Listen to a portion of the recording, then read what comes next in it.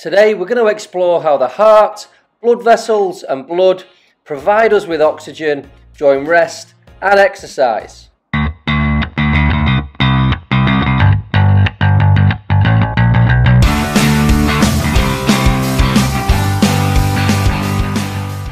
Hi everyone, welcome to the Physical Educator.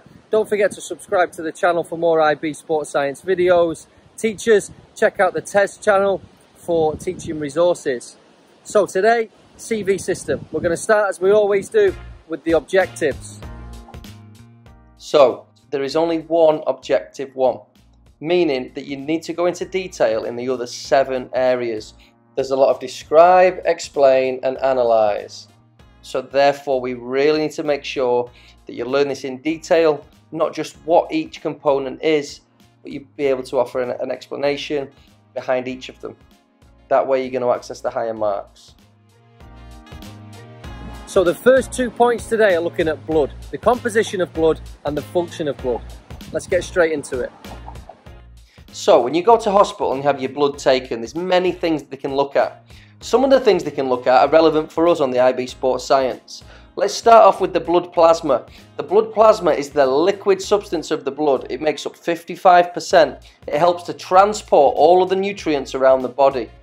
We have 45% roughly of erythrocytes, red blood cells, that help transport oxygen and carbon dioxide. Very important within our blood. We also have a very small number, less than 1% of leukocytes, and these are white blood cells that help fight disease and identify pathogens and remove them from the body. Finally, we have thrombocytes, which are more commonly known as platelets, again less than 1%. They help to form clots which prevent bleeding inside our body, but also bleeding outside our body and help to form scabs. Next, we need to see how the blood pumps around the body. So we're going to the pump itself, to the heart. We need to learn valves, vessels and chambers within the heart. Always remember when learning about the heart that the right is on the left and the left is on the right as you look at it on the paper. We have 4 chambers that we need to learn. Our right atrium and left atrium, they are the top chambers, and the right ventricle and the left ventricle are the bottom chambers, left ventricle being the most important. We have 4 blood vessels that supply the heart with blood. The pulmonary artery takes deoxygenated blood to the lungs. The aorta takes oxygenated blood out of the heart around the body, A for artery. Pulmonary vein brings in oxygenated blood from the lungs, and the vena cava supplies the heart with deoxygenated blood. We also have 4 valves. Valves prevent backflow. Our pulmonary valve is at the entrance of the pulmonary artery as it exits the heart. The aortic valve is at the entrance of the aorta, again as the blood exits the heart. Tricuspid valve in between right atrium and right ventricle. Bicuspid or mitral valve in between left atrium and left ventricle. Couple of tips for you to remember here. Whenever you see the word pulmonary, remember lungs. Whenever you see the word artery, remember that it's going away from the heart, so it's taking blood away. And look how the word vein is spelt in, so blood is coming into the heart. So pulmonary artery is taking blood away from the heart towards the lungs. Pulmonary vein is bringing blood into the heart from the lungs. Aorta, away from the heart, vena cava, into the heart. And they are our vessels, chambers and valves. Remember them, learn them as best as you can, repeat, repeat, repeat. However, when you learn them, you'll see them in a diagram. Thankfully not as complicated as this, but you will see this diagram. And this is what you need to remember. Please note with this diagram before you pause it that there is also a coronary artery as well, which provides the heart with its own blood supply. So therefore it's got oxygen to allow a contraction to take place. So you do need to remember the coronary artery as well. Now we know how the heart works, we need to know how it circulates blood around the body. And there's 2 circulatory networks for us to explore. So our 2 circulatory networks work together, but when learning them in separation, they've got some similarities. They start at a ventricle, they end at an atrium, they send blood to either a body system or to the lungs, and they're either carrying oxygenated or deoxygenated blood. We're going to start with the pulmonary circulation. As we've already discussed, that word pulmonary is related to the lungs. So the pulmonary network starts in the right ventricle. The pulmonary artery takes deoxygenated blood to the lungs to become reoxygenated, so it does that by gas exchange. Now at the lungs we have oxygenated blood. It returns to the heart via the pulmonary vein and enters through the left atrium. That is where the pulmonary circuit ends. We then enter the systemic network, which is dead easy to remember. It's called systemic because it's the body systems. So as the blood leaves the left ventricle, it goes through the aorta, and the aorta takes oxygenated blood all over the body. It's the biggest blood vessel in our body, and it takes oxygenated blood to the muscles, the digestive system, wherever it's required. For our sake, let's just say muscles. Once the oxygen has arrived in the blood, it then diffuses again, aerobic respiration takes place, carbon dioxide is diffused into the bloodstream, we now have deoxygenated blood. That needs to return to the heart and does so through the vena cava, and it enters through the right atrium. Once this happens, the systemic network is now over, and it can return back into the right ventricle and go through the pulmonary network once more. And these two circulatory networks work hand in hand in this way to provide us with oxygen and carbon dioxide at different times. Okay, we've learnt the chambers, we know the heart contracts and relaxes. We're going to look at how that happens from intrinsic and extrinsic regulation of the heartbeat. So what it means by intrinsic regulation of the heartbeat is within the heart itself. So the SA node is responsible for both atria contracting at the same time, although it's only located in the right atria. The ventricle contraction is via the Purkinje fibers. These are the intrinsic factors. So as we know, the heart is myogenic, it creates its own impulse, and the heart has its own pacemaker known as the SA node. You can see it in the top right hand corner sending the impulse down into the AV node, which is in the middle, the bottom of the right atria. The AV node slows the impulse, allowing the atria to complete the contraction.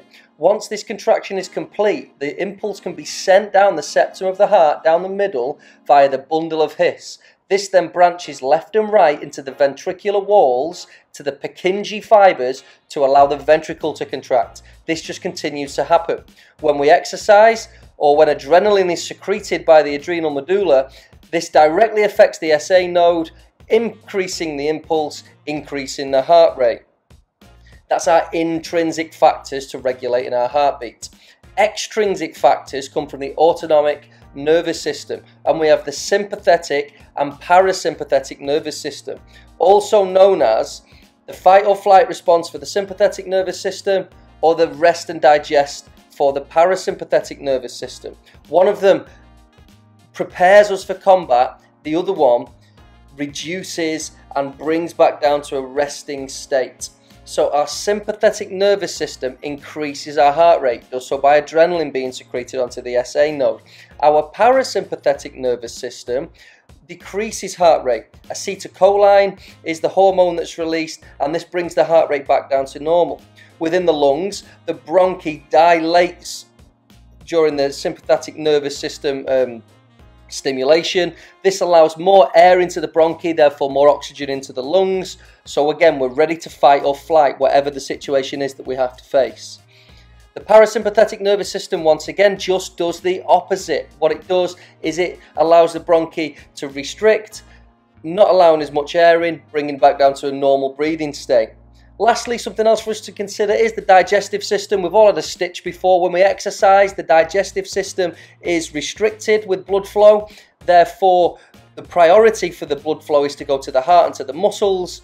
Therefore, we can fight or flight, like it's suggesting with the sympathetic nervous system.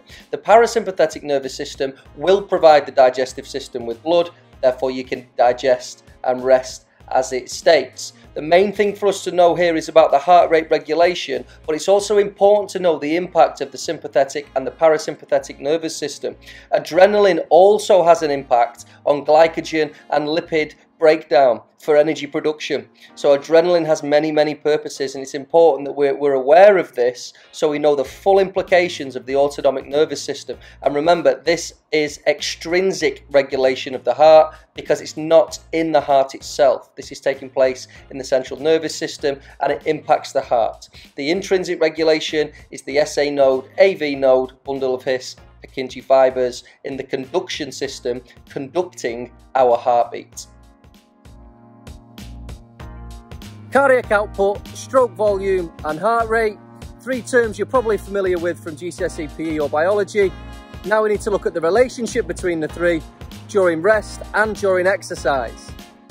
So, as you will have learnt during your GCSE PE and biology days, heart rate, how many times your heart beats per minute, stroke volume, how much blood is ejected from the heart per beat, so it's the stroke, each heart stroke, and then cardiac output is these two things together. Heart rate multiplied stroke volume equals our cardiac output, therefore it's the amount of blood that leaves the heart per minute.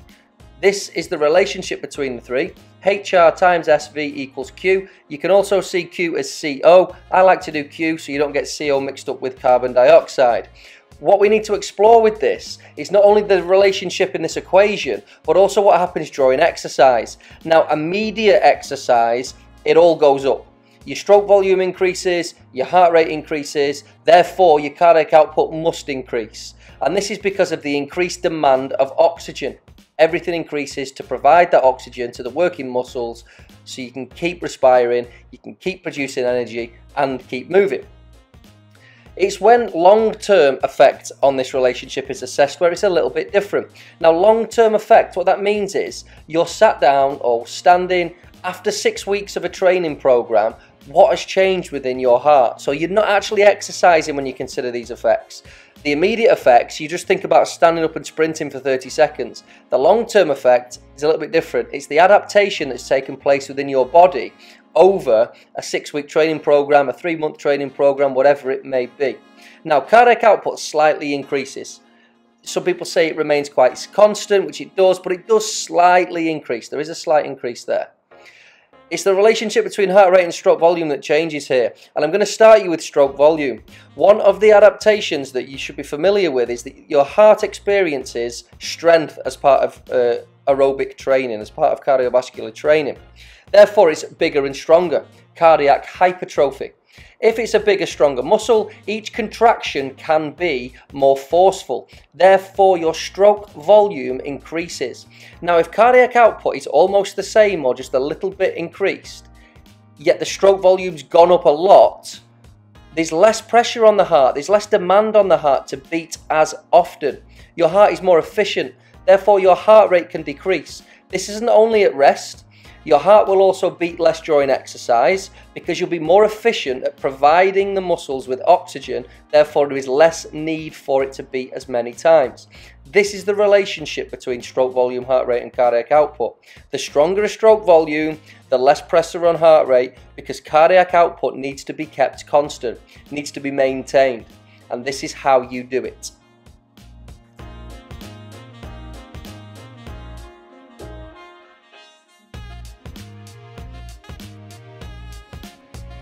So cardiac output, heart rate and stroke volume can affect different populations at rest and during exercise. So there's 3 different population groups that we need to look at. Males versus females, trained versus untrained and young versus old. The trained and untrained and the males and females are quite similar with regards to the fact that the stroke volume is slightly higher for the males and slightly lower for the females. This is just based on the fact that on average, if you had 100 males and 100 females next to each other, the males would be bigger, therefore they'd have a bigger heart, therefore it would produce a bigger stroke volume. Because of the increase in stroke volume, there'd be less pressure on the heart for the heart to beat, so therefore the heart rate would be slightly lower than the females. Cardiac output is also slightly higher for the males, again just because of the sheer size of a male compared to a female. A trained against an untrained athlete is a similar scenario but for different reasons. This isn't based on genetics and just basic physiology. This is based off adaptations that take place. A trained athlete will have a much stronger stroke volume than an untrained athlete, and this is because of cardiac hypertrophy. Once this is experienced and cardiac output remains quite constant, there is less pressure on the heart again, so therefore the heart rate can be lower, both at rest and during exercise. Cardiac output can reach higher levels for a trained athlete, particularly during exercise, as they have a more efficient cardiovascular system. And finally, we need to look at the young and the old example. This one's a little bit different. The resting heart rate for a younger person will be lower than the resting heart rate of an older person, be slightly higher, again, on average. However, during exercise, the heart rate increases for the young person much more than it does for the older person, giving the older person a smaller range for exercise. Therefore, their intensity can't reach the same levels. The stroke volume is stronger for the younger person because their heart is stronger. As you get older, your heart loses strength just like the rest of your body. Therefore, there is less strength in each contraction. Cardiac output, again, reduces with age just like everything else. For the younger person, the cardiac output will be slightly higher. Make sure that you go over these 3 population comparisons. There's no need to go to look at anyone else. These are the ones that the IB require. These are the ones you need to study in more detail. And finally, 2.2.8 is looking at a phenomenon called the cardiovascular drift. Quite a difficult concept, so let's look straight into it. So cardiovascular drift is basically a thermoregulatory response to prolonged exercise. So when the body enters a state of dehydration, and this dehydration comes about either in excessive heat and it come on quicker, or just by the fact that your body heats and produces heat as you exercise. So if you're not familiar with cardiac output, stroke volume and heart rate, do not try and learn about cardiovascular drift.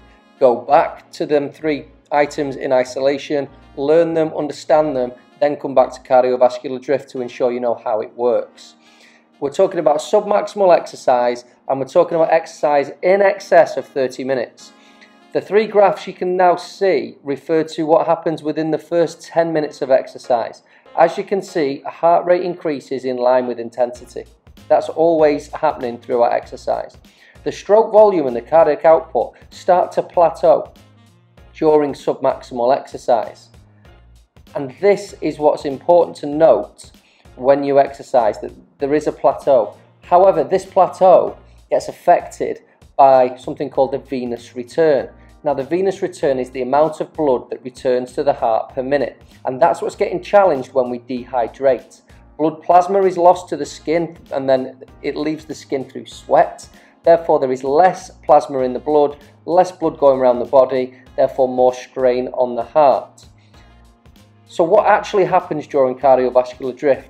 I've put it into a little flow chart for you because I think this is the easiest way for you to understand it. Particularly if you get asked a cardiovascular drift question and it's worth 5 or 6 marks, you can break these points down. So heat is produced as a byproduct of energy. So when we create ATP, we break it down into ADP plus P and create energy. Heat is a byproduct that is released. This increases our core temperature up to 40 degrees during exercise, particularly when it goes beyond 30 minutes or in extreme heat. This causes the body to redistribute the heat from the internal areas, mainly the blood, to the skin. Vasodilation of the vessels under the skin is responsible for the movement of this heat. Evaporation occurs at the skin, allowing the heat to dissipate, and the fluid and sweat evaporates the body and it cools. This causes a reduction in blood plasma, increasing blood viscosity, in turn reducing stroke volume and venous return. This reduction in stroke volume places an increased demand on heart rate to maintain a steady cardiac output. Remember, cardiac output is always constant, so there's a battle within the body to maintain that constant state. This is why we experience a cardiovascular drift. You might still be asking what it means by cardiovascular drift. So this last graph can really explain what it means by drift. As you can see, the middle line is the cardiac output, and it doesn't change. The axis on the left is referring to percentage of change per minute, and the cardiac output is a straight horizontal line, meaning there is no change throughout the exercise period. If you look at the heart rate, every 10 minutes, that line is increasing. It's going up. So therefore, there is a positive percentage change of heart rate during exercise. But look at stroke volume. It goes the other way. And these 2 lines drift away from each other to maintain cardiac output. So again, to summarize cardiovascular drift, it is a response to dehydration. Over 30 minutes of exercise, because you're in a dehydrated state, you are losing blood plasma to let rid of the heat within your body. This reduction in blood plasma, it reduces stroke volume. Therefore, to maintain cardiac output, the heart must beat more times to establish that equilibrium of cardiac output. And that is the phenomenon of cardiovascular drift. Good luck with your studies. If you're a teacher looking for resources on Unit 2, Cardiorespiratory System, you can visit the Physical Educator TES site and you can pick up respiratory system and CV system resources in the shop there. Thank you for visiting the Physical Educator. See you next time.